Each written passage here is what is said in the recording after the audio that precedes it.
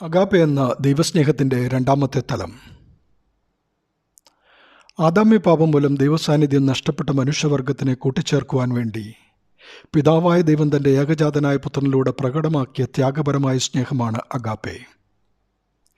ദൈവം തൻ്റെ സ്നേഹത്തെ പുത്രനിലൂടെ വെളിപ്പെടുത്തി തൻ്റെ ഏകജാതനായ പുത്രനിൽ വിശ്വസിക്കുന്ന ഏവനും നശിച്ചു പോകാതെ നിത്യജീവൻ പ്രാപിക്കേണ്ടതിന് ദൈവം അവനെ നൽകുവാൻ തക്കവണ്ണം ലോകത്തെ സ്നേഹിച്ചുവെന്ന് വിശുദ്ധ യോഹന്നാൻ 3:16 നമ്മെ അറിയിക്കുന്നു.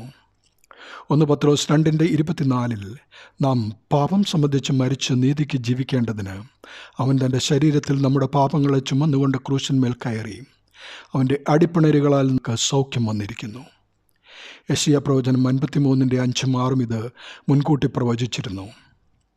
നമുക്ക് വേണ്ടി അറുക്കുവാനുള്ള ആടിനെ പോലെ അധികാരികളുടെ മുമ്പാകെ മിണ്ടാതെ നിന്ന, തുപ്പലേറ്റ, മുൾക്കിരീടം ചൂടിയ, അടികൊണ്ട, നമ്മുടെ പാപത്തിൻ്റെ കുരിശ് ചുമന്ന, കാരിരുമ്പാണികളാൽ ക്രൂശിൽ തറയ്ക്കപ്പെട്ട, നഗ്നനായി ക്രൂശിൽ കിടക്കേണ്ടി വന്ന, ശ്വാസം എടുക്കാനാവാതെ കുരിശിൽ മേൽ കിടന്ന് വിഷമിച്ച, വഴിപോക്കരാൽ പരിഹസിക്കപ്പെട്ട ദൈവപുത്രനായ ക്രിസ്തുവിനെ നമുക്ക് വേണ്ടയോ? അവനോട് നമുക്ക് സ്നേഹമില്ലേ?